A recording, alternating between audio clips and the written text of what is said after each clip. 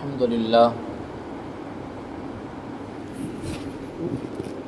لله نحمده ونستعينه ونستغفره ونؤمن به ونتوكل عليه ونعوذ بالله من شرور أنفسنا ومن سيئات أعمالنا من يهده الله فلا مضل له ومن يضلله فلا هادي له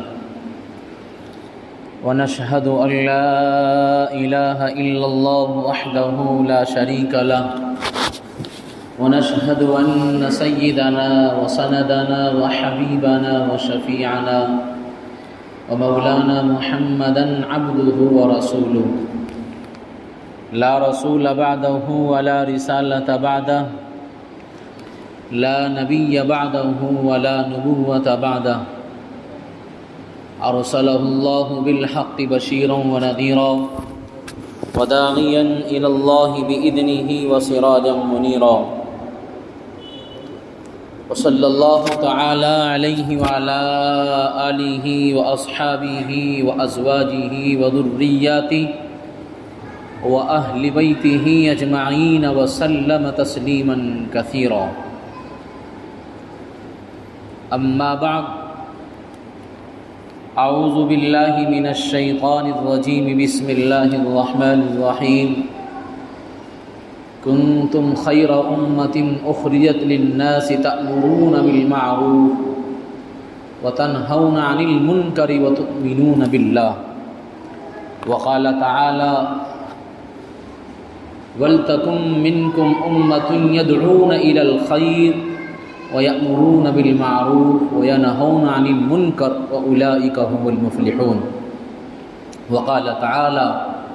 واتقوا فتنة لا تصيبن الذين ظلموا منكم خاصة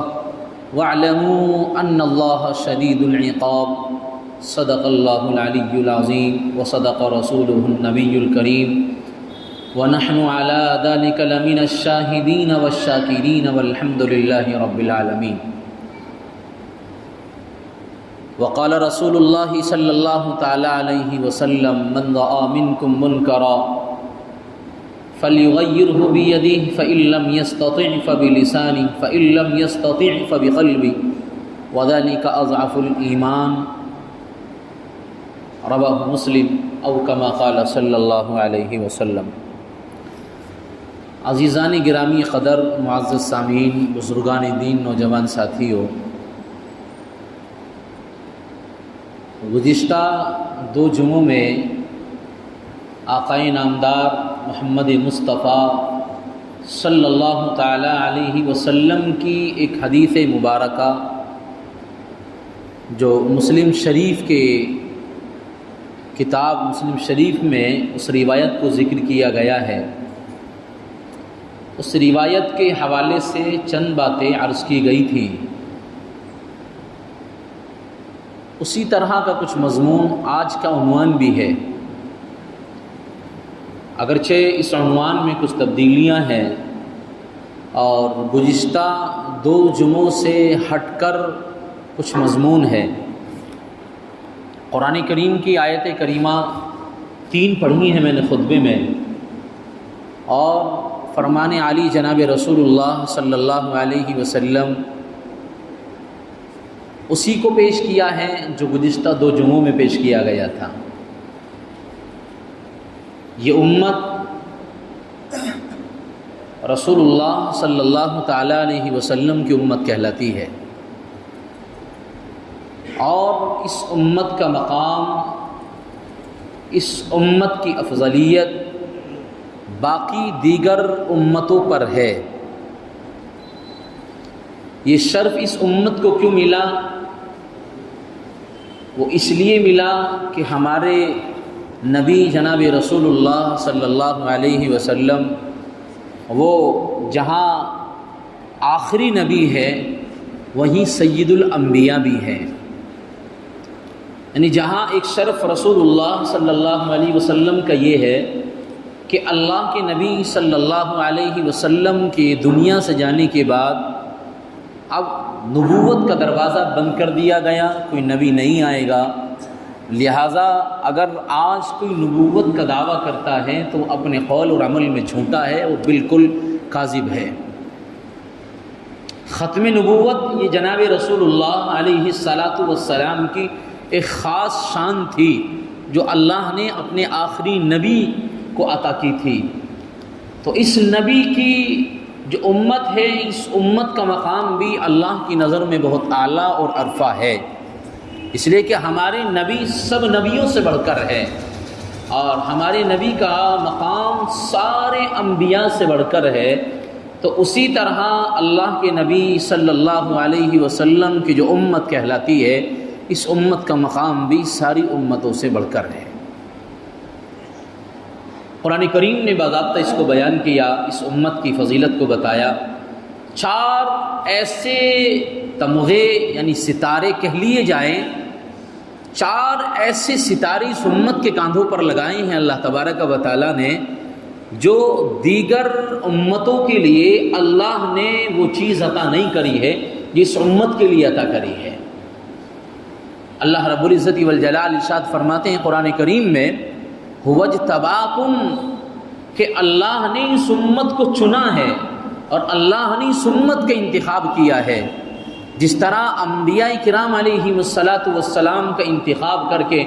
اللہ نے سارے نبیوں سے بڑھ کر آقا علیہ والسلام کو شرف عطا کیا ہے،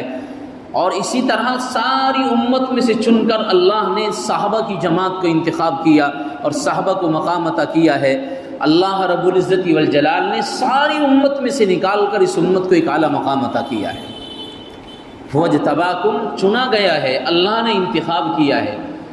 اور ایک روشن ستارہ اللہ نے اس امت کے کاندھوں پر یہ لگایا۔ اللہ رب العزت والجلال ارشاد فرماتے ہیں، وَكَذَلِكَ جَعَلْنَاكُمْ أُمَّةً وَسَطًا، کہ یہ امت ایسی امت ہے جو امت وسط ہے، یعنی ایسی درمیانی امت ہے جس امت میں نہ افراط ہے نہ تفریط ہے۔ باقی امتوں کا آپ جائزہ لیں اور باقی امتوں کو دیکھیں تو کسی امت میں افراط اور تفریط کا حال یہ تھا کہ اگر کسی کے یہاں کوئی چوری کر لیا کرتا تھا تو صبح اس کے دروازے پر لکھا ہوا ہوتا تھا ھذا السارق، یہ آدمی چور ہے۔ اور کسی امت کا حال یہ کہ اگر ناپاکی کپڑے پر لگ جائے تو وہ کپڑا دھو کر بھی پاک نہ ہو بلکہ اس کپڑے کو ختم کیا جاتا تھا اس جگہ سے۔ یہ باقی امتوں کا حال ہے، لیکن اللہ رب العزت والجلال نے اس امت کو ایسی شان عطا کری ہے اور ایسی خاص صفت عطا کری ہے کہ اللہ رب العزت والجلال نے اس امت کو افراط اور تفریط دونوں چیزوں سے خالی رکھا، اور اللہ نے ساری زمین کو اس امت کے لیے ایک سجدہ بنا دیا۔ جہاں چاہے اگر وہ زمین پاک نظر آ رہی ہے تو کہیں بھی آپ اللہ کو یاد کر سکتے ہیں اور اللہ کے سامنے سجدہ کر سکتے ہیں۔ لہٰذا اگر کپڑے پر ناپاکی لگ جائے تو ضروری نہیں کپڑا کاٹا جائے، اس کپڑے کو دھو لیا جائے، یہ اس امت کے لیے خاص ہے۔ گناہ ہو جاتا ہے، اللہ کی طرف سے ایسا خاص عفوت کا معاملہ اس امت کے ساتھ کیا جاتا ہے، ایسا کیا جاتا ہے کہ اللہ کے یہاں سے توبہ کے لیے دروازے ہمارے لیے اس وقت تک کھلے ہوئے ہیں کہ جس وقت تک انسان اپنی آخری عمر کو نہ پہنچ جائے۔ لہٰذا اس روئے زمین پر رہ کر اگر اس نے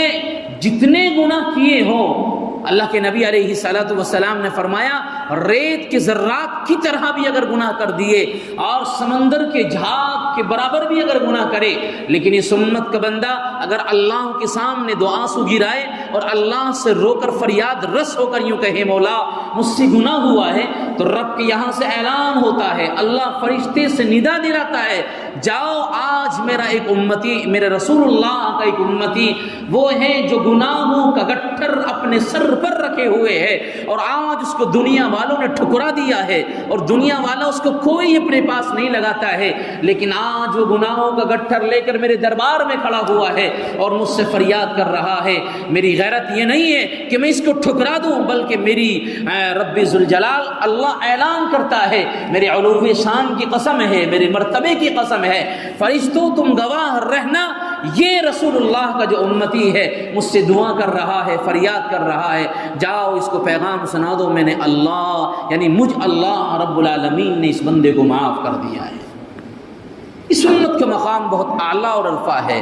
تو فرمایا وَكَذَلِكَ جَعَلْنَاكُمْ أُمَّةً وَسَطًا، یہ امت وسط ہے، درمیانی امت ہے۔ اور اللہ نے خاص صفت اس امت کی یہ بیان فرمائی لِتَكُونُوا شُهَدَاءَ عَلَى النَّاسِ، کہ آپ لوگوں پر کل گواہ بن کر حاضر کیے جاؤ گے روز محشر میں۔ کل قیامت کے دن اللہ اس امت کو خاص یہ شان عطا کرے گا، یہ خاص شرف عطا کرے گا کہ لوگوں کی گواہی اللہ اس امت کے ذریعے سے دلائے گا۔ اور اللہ کے نبی اللہ نے قرآن کریم میں ارشاد فرمایا لِيَكُونَ الرَّسُولُ عَلَيْكُمْ شَهِيدًا، رسول باقی آپ پر گواہ ہوں گے، یہ امت دیگر امتوں پر گواہ ہوگی، اور اللہ کے خاص پیغمبر اور انبیاء اس امت کے اوپر گواہ بن کر حاضر ہوں گے۔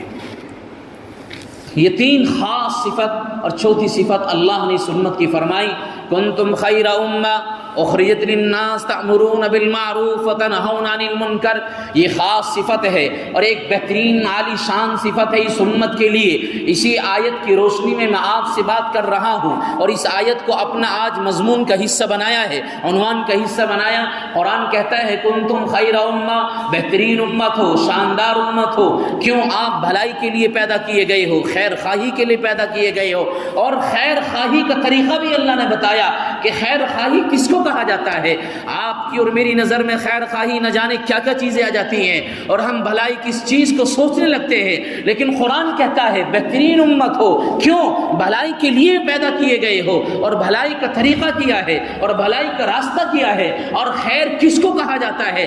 رب کہتا ہے تأمرون بالمعروف وتنہون عن المنکر، آپ اچھائی کا حکم کرتے ہو، آپ لوگوں کو بہترین باتوں کا حکم کرتے ہو، اور بری باتوں سے روکتے ہو، بدی سے روکتے ہو، گناہوں سے روکتے ہو۔ یہ بھلائی کا طریقہ بتایا ہے کہ معروف کام کا حکم دیتے ہو۔ معروف کس کو کہا جاتا ہے؟ معروف ہے کہ جس کو انسان کی فطرت تقاضا کرے، جس کو انسان کی عقل سلیم تقاضا کرے، چاہے وہ بندے کے تعلق سے ہو، تعلیم ہو، تہذیب ہو، یا اس کے علاوہ غریب پروری غربا کے ساتھ اچھائی ہو، یتیموں کے ساتھ اچھائی ہو، اور اسی طرح دیگر چیزیں ہیں جس کا تعلق انسان سے ہے، یا امر بالمعروف یعنی معروف میں وہ چیزیں بھی ہیں جس کا تعلق رب سے ہے، یعنی نماز ہے، روزہ ہے، زکوٰۃ ہے، حج ہے، اور دیگر اور ایسے اعمال ہے کہ جس کا تعلق اللہ اور بندے کے درمیان ہے، یا بندے کا تعلق بندے سے ہے، وہ بھی بھلائی ہے۔ اب چاہے اس میں تعلیم ہو، تہذیب ہو، غریبوں کی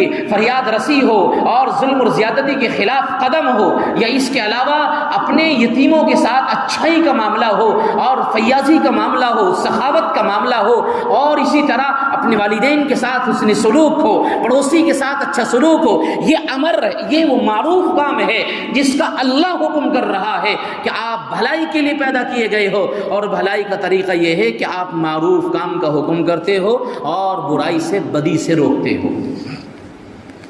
یہ اس امت کی خاص ذمہ داری بھی ہے۔ اس امت کو جو خیر امت کا لقب دیا گیا، اس امت کو جو ساری امت سے افضل بنایا، ساری امت سے امتیاز اس کا رکھا گیا، ساری امت سے ایک الگ صفات سے نوازا گیا۔ مفسرین فرماتے ہیں اس کی بنیادی وجہ یہ کہ اللہ نے اس کو خیر امت کا لقب دیا کہ یہ امت ایسی امت ہے کہ جو ہمیشہ اچھائی کا حکم کرتی رہتی ہے، اور یہ امت برائی سے روکتی ہے۔ بحیثیت امت سارے مسلمانوں پر فرض ہے کہ یہ بھلائی کا حکم کریں، معروف کا حکم کریں، اور برائی سے روکیں۔ لیکن فرماتے ہیں اگر ساری امت بھی اس کام پر نہ لگے تو قرآن کی دوسری آیت کی روشنی میں کہا جا سکتا ہے وَلْتَكُمْ مِنْكُمْ أُمَّةٌ يَدْعُونَ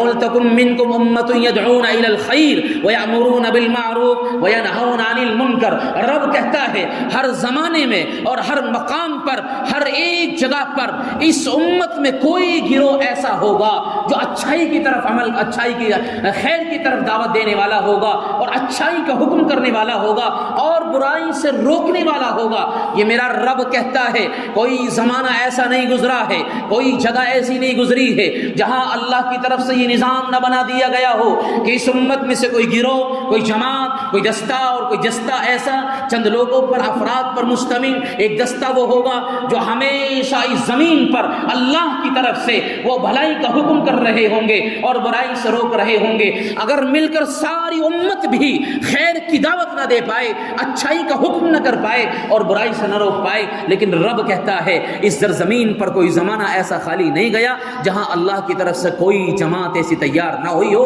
کہ جو بھلائی کی طرف، اچھائی کا حکم کرنے والی اور برائی سے روکنے والی ہو۔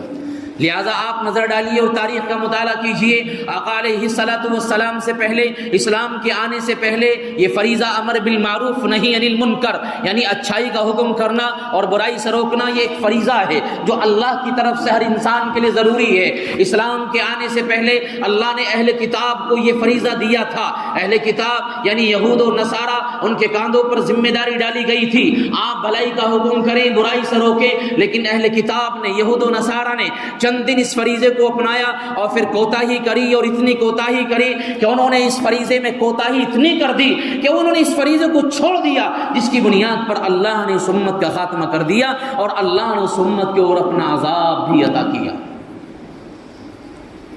مسلمانوں سے پہلے ذمہ داری اہل کتاب پر تھی، لیکن اسلام آیا، مسلمانوں کو اللہ رب العزت والجلال نے ایک خیر امت کا لقب دیا اور رسول اللہ علیہ الصلاۃ والسلام کی امت کے لیے یہ خاص صفت بیان فرمائی، اور اللہ رب العزت والجلال نے ارشاد فرمایا وَلْتَكُن مِّنكُمْ أُمَّةٌ يَدْعُونَ إِلَى الْخَيْرِ وَيَأْمُرُونَ بِالْمَعْرُوفِ وَيَنْهَوْنَ عَنِ الْمُنكَرِ۔ اب یہ ذمہ داری اور یہ بہترین اللہ کی طرف سے جو ایک بنایا ہوا نظام ہے، ایک فریضہ ہے، وہ آپ کے کاندھوں پر بھی ہے، میرے کاندھے پر بھی ہے، کوئی انسان اس سے خالی نہیں ہے۔ لہٰذا اس کو ہر وقت یہ دیکھنا ہوگا کہ اگر میں بھلائی پر چل رہا ہوں، میں اچھائی کا کام کر رہا ہوں اور میں بھلا کام کر رہا ہوں، تو میری ذمہ داری بنتی ہے اس بھلائی کا کام میں دوسرے کو بھی کہوں، اچھائی کا حکم کرنے کے لیے دوسرے کو بھی میں کہوں، اور اسی طرح اگر میں برے کام سے رک رہا ہوں اور غلط کام سے رک رہا ہوں تو میری ذمہ داری ہے میرے سامنے اگر کوئی غلط کام ہوتا ہوا دکھ جائے اور میرے سامنے اگر اللہ کے حکم کے خلاف کوئی ورزی ہو رہی ہو تو بحیثیت مسلمان، بحیثیت امت، ذمہ داری ہے آپ کے اور میرے کاندھے پر کہ ہم اس گناہ سے روکنے کی کوشش کریں اور ان کو اس بات کی تاکید کریں یہ کام اچھا نہیں ہے، آپ اس کام سے رک جائیے۔ اہل کتاب عبداللہ ابن مسعود رضی اللہ تعالیٰ عنہ روایت کرتے ہیں، ابو داؤد شریف کی روایت، اللہ کے نبی علیہ الصلوۃ والسلام نے فرمایا اہل کتاب میں کب خرابی آئی، اہل کتاب نے اس فریضے میں کوتاہی کب برتی؟ فرماتے ہیں آقا علیہ الصلوۃ والسلام کہ اہل کتاب کے لوگوں کا آپس میں یہ معاملہ تھا، ایک اہل کتاب کا ایک فرد دوسرے فرد سے ملتا، اس فرد سے ملتا جو گناہ کر رہا ہوتا، اللہ کے حکم کے خلاف ورزی کر رہا ہوتا ہے، تو ایک اہل کتاب کا بندہ اس کے پاس گیا اور جانے کے بعد کہنے لگا، پہلے دن ملاقات ہوئی، سمجھایا آپ غلط کام کر رہے ہو، اللہ کے حکم کے خلاف ورزی کر رہے ہو، آپ اس کام کو چھوڑ دیجئے، لہذا ایک دن تو منع کیا، اگلے دن جب اس سے ملاقات ہوئی تو اللہ کے نبی علیہ الصلوۃ والسلام فرماتے ہیں پھر اس نے منع نہیں کرا، حالانکہ آج بھی اس بندے کو وہی کام ہوتے ہوئے دیکھ رہا ہے جو کام یہ بندہ کل کر رہا تھا، اللہ کے حکم کے خلاف کل بھی کر رہا تھا، اللہ کے حکم کی ورزی کے خلاف کل بھی کام کر رہا تھا، آج بھی یہ وہی کام کر رہا ہے، لیکن یہ بندہ کل اس نے منع کیا تھا، اس کے پاس جو پہنچا تھا، آج جب پہنچا تو منع نہیں کرتا ہے، اس کے ساتھ اس کام میں شریک ہو جاتا ہے، اس کے ساتھ اس کام کو کرنے لگتا ہے، لہٰذا اگر وہ بے حیائی کر رہا ہے تو یہ بندہ بے حیائی میں شریک ہو جاتا ہے، اگر وہ اللہ کی ایسا کوئی حکم کے خلاف عمل کر رہا ہوتا ہے جس کی شریعت نے اجازت نہیں دی ہے وہ بھی اس کے ساتھ شریک ہو جاتا۔ غرض یہ ہے کہ جو بندہ وہ کام کر رہا ہوتا ہے یہ بندہ بھی اس کے ساتھ اسی عمل میں شریک ہو جاتا، تو اللہ کے نبی علیہ الصلوۃ والسلام نے فرمایا اللہ نے اہل کتاب کے بعض کے اوپر ایسی مہر لگا دی اور اللہ نے ایسا عذاب عطا کیا کہ سب کو اس پہ چپیٹ میں لے لیا اور ساری اس امت کا خاتمہ کر دیا۔ کیوں؟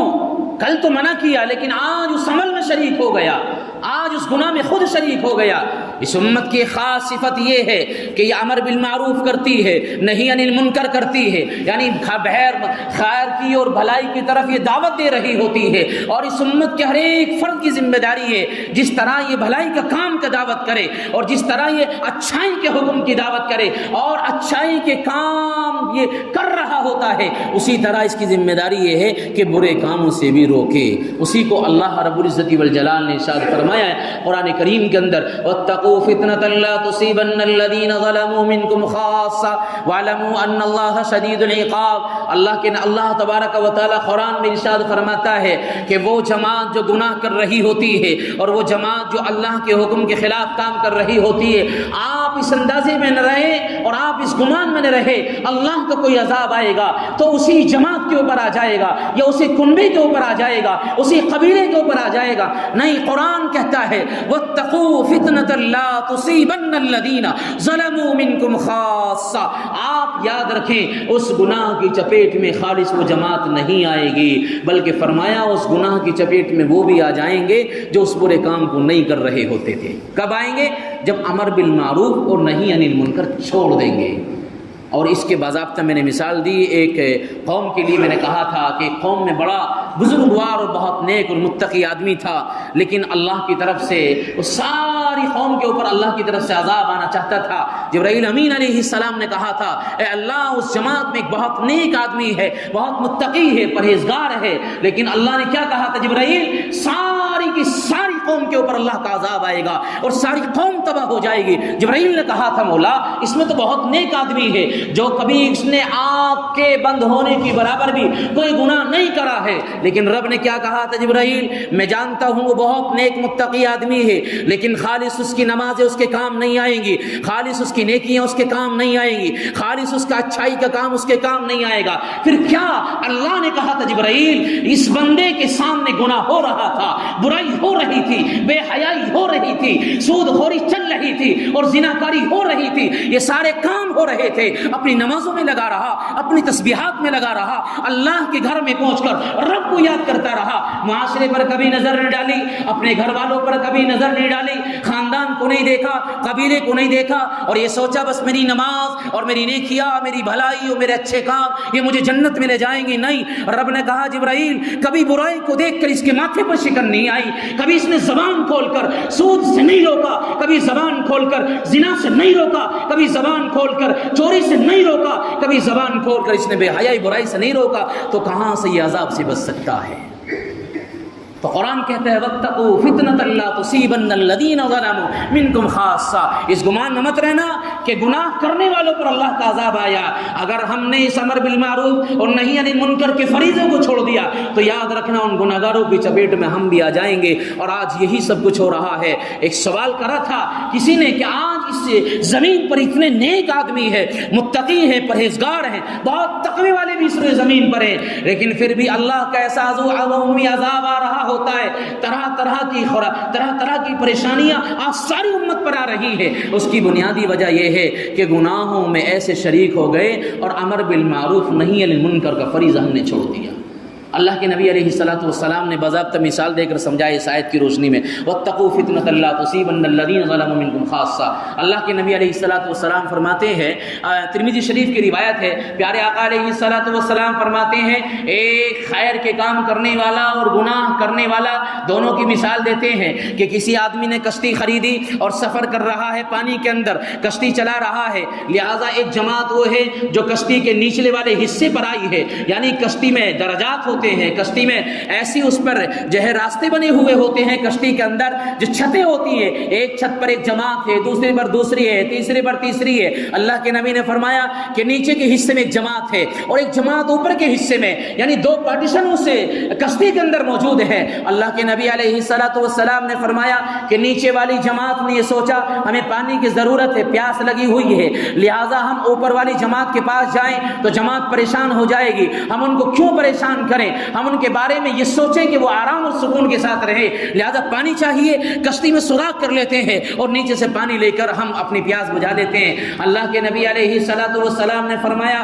اگر اس جماعت نے یہ سوچا اور اوپر والی جماعت نے اس جماعت کو نہیں روکا کہ آپ پانی نیچے سے نہ لیجئے، پانی ہمارے پاس موجود ہے، ہمارے پاس اسٹاک رکھا ہوا ہے، آپ ہمارے پاس آئے اور پانی لے، اللہ کے نبی نے فرمایا وہ جماعت اگر اس جماعت کے بارے میں فکر نہ کرے اور اس کے بارے میں نہ سوچے کہ ان کو سوراخ کرنے سے منع کرے، اگر نہیں کرا اور اس جماعت نے سوراخ کر دیا تو ساری کشتی کو لے کر ڈوب جائیں گے، نیچے کی جماعت بھی جائے گی۔ سوراخ نیچے کی جماعت کر رہی ہے، اوپر کی جماعت کا کوئی قصور نہیں ہے، لیکن اللہ کے نبی نے فرمایا ان کے اس کام کی بنیاد پر کہ اوپر والوں نے منع نہیں کرا، تاکید نہیں کری، لہذا ان کو بھی نہیں ڈوبیں گے۔ آج اگر ہمارے پاس نیکیاں ہیں، نمازیں ہیں، روزے ہیں، زکوٰۃ ہے اور ہم بہت نیک اور متقی پرہیزگار ہیں، لیکن اگر امر بالمعروف نہیں کیا، نہی عن المنکر نہیں کرا اور اس امت نے اس فریضے کو چھوڑ دیا اور آج یہ فریضہ ہم سے چھٹتا ہوا جا رہا ہے، میری آنکھوں کے سامنے اللہ کے نبی علیہ الصلوۃ والسلام کی سنت کا جنازہ نکل رہا ہوتا ہے، اللہ کے حکم کے خلاف بغاوتیں ہو رہی ہوتی ہیں اور اسی طرح ڈی جے بج رہا ہوتا ہے، بیاہ شادیوں کا حال یہ ہے، آپ بھی دیکھ رہے ہیں، میں بھی اپنی آنکھ سے دیکھ رہا ہوں، بے حیائی کے اڈے ہیں اور اسی طرح چوری کے اڈے ہیں، زنا کے اڈے ہیں اور سود خوری کے اڈے ہیں، یہ ساری وہ برائیاں آج اس معاشرے میں موجود ہیں، آپ بھی دیکھ رہے ہیں اور میں بھی دیکھ رہا ہوں، لیکن کبھی آپ کی زبان نہیں کھلتی اور میری بھی زبان نہیں کھلتی، آپ بھی منع نہیں کر رہے ہیں اور میں بھی زبان سے منع نہیں کر رہا ہوں۔ اللہ کے نبی علیہ الصلوۃ والسلام نے فرمایا، پھر یاد رکھنا، ترمذی شریف کی روایت کے حوالے سے عرض کر رہا ہوں، اللہ کے نبی نے فرمایا اگر یہ امت اس فریضے کو چھوڑ دے گی کہ اچھائی کا کام کرنا چھوڑ دے، اچھائی کا حکم کرنا چھوڑ دے اور برائی سے روکنے کو چھوڑ دے، تو اللہ کے نبی نے فرمایا پھر آپ رب سے دعائیں کرنا، اللہ کے سامنے دامن پھیلانا، رب کے سامنے آنسو گرانا اور اللہ کے سامنے ہاتھ پھیلا کر اللہ سے معافی مانگنا، رب کے یہاں سے کوئی قبولیت کا مدار نہیں ہوگا، آپ دعا کریں گے، اللہ کے نبی نے فرمایا تمہاری دعائیں قبول نہیں ہوں گی۔ آج اس امت کے معاشرے کا حال یہی ہے، ہم نے امر بالمعروف نہی عن المنکر چھوڑ دیا کہ ہم نہ تو بھلائی کا حکم کر رہے ہیں، بس ایک مغربی تعلیم، مغربی جو ہے تعلیم کا ایک خمار ہمارے سروں پر ہے، بس تنہائی اور میں اور یکتا، بس میرے ساتھ میری ذات ہے، میرے بارے میں میرا سوال ہوگا، نہیں، اس سوچ کو نکال دیجئے، سارے کی ذمہ داری ہمارے اوپر ہے۔ فرمایا اس کی مثال دے کر کہ جس طرح کوئی حکومت اپنا کوئی آفیسر دوسری جگہ بھیجتی ہے اور اس کی ذمہ داری لگاتی ہے کہ آپ یہاں کوئی غلط کام نہیں ہونے دیں گے، آپ پورے قبیلے کا اور پورے خاندان کی ذمہ داری آپ پر ہے، کوئی آفیسر بنایا اور حکومت نے کسی جگہ پر کسی کو بھیج دیا کہ اس پورے یہاں کے خطے کی ذمہ داری آپ پر ہے، کوئی چوری نہ کرے، کوئی کسی کو تکلیف نہ پہنچائے، پریشانی نہ کرے، تو آپ نے دیکھا کیا دستور ہے، حکومت یہ کہتی ہے اگر کسی نے کوئی غلط کام کیا آپ کے رہتے ہوئے، جہاں بعض پرسہ ان سے کریں گے جو غلط کام کر رہے ہیں، بعض پرس آفیسر سے بھی ہوتی ہے کہ آپ کی نگرانی میں، آپ کی چوکی کے ادارے میں، آپ کے تھانے کے ادارے میں یہ کام ہوا کیوں ہے، لہذا کبھی تو اس کو معطل کر دیا جاتا ہے، کبھی آفیسر کو تبدیل کر دیا جاتا ہے، اس کا ٹرانسفر کر دیا جاتا ہے۔ تو اللہ تبارک و تعالیٰ نے اس امت کی ذمہ داری ایسی بنائی ہے، اگر کوئی غلط کام ہوتا ہوا دیکھ رہے ہیں اللہ تبارک و تعالیٰ اور کہیں بے حیائی کے اڈے لگے ہوئے ہیں اور آپ اور ہم منع نہیں کر رہے ہیں، تو اللہ جہاں بعض پر ان سے کریں گے جو گناہ کا کام کر رہے ہیں، اللہ بعض پر ان سے بھی کریں گے، پوچھیں گے کہ آپ کے سامنے ہو رہا تھا آپ نے منع کیوں نہیں کرا ہے۔ لہٰذا معاشرے کو دیکھیے، خاندان کو دیکھیے، قبیلے کو دیکھیے اور اپنی ساری معاشرے پر نظر ڈالیے، اگر امر بالمعروف نہی عن المنکر، اور یاد رکھنا امر بالمعروف یعنی اچھائی کا حکم کرنے پر، برائی سے روکنے پر پریشانیاں بھی آئیں گی، لہذا اسی کو آدمی سوچ لے آج زمانہ نہیں ہے مولانا ہم کسی کو منع کریں، ہم جانتے ہیں زمانہ نہیں ہے، لیکن لقمان علیہ السلام کو دیکھیے کیا کہتے ہیں بیٹے سے، کہہ رہے ہیں یا بنی اقم الصلاۃ وامر بالمعروف وانہا عن المنکر واصبر علی ما اصابک، اے بیٹے نماز قائم کرنا، لوگوں کو خیر کی دعوت دینا، لوگوں کو بھلائی کا حکم کرنا، برائی سے روکنے کی دعوت دینا، اور یاد رکھنا لقمان کہتے اپنے بیٹے سے بیٹا پریشانی آئیں گی، آپ منع کرو گے ان کے ماتھے پر شکن آئے گی، کوئی آپ کو گالی بھی دے گا، کوئی آپ کو تماچے بھی رسید کرے گا، کوئی آپ کو غلط بھی کہے گا، برا بھی کہے گا، لیکن لقمان کہتے ہیں یا بنی اقم الصلاۃ وامر بالمعروف وانہا عن المنکر واصبر علی ما اصابک، آپ اس برائی پر جمے رہے، آپ اس برائی کو برداشت کر لینا، آپ اس پریشانی کو برداشت کر لینا، جب پریشانی کو برداشت کرو گے تو یہی نبی کی سنت اور یہی صحابہ کی سنت ہے۔ نبی علیہ السلام نے بھی یہی سب کچھ کیا اور صحابہ نے کتنی پریشانیاں اٹھائی ہیں، لوگوں کی مار کھائی ہیں، لوگوں کی تکالیف، لوگوں کی گالیاں اور طرح طرح کی ساری عزت رسانی کو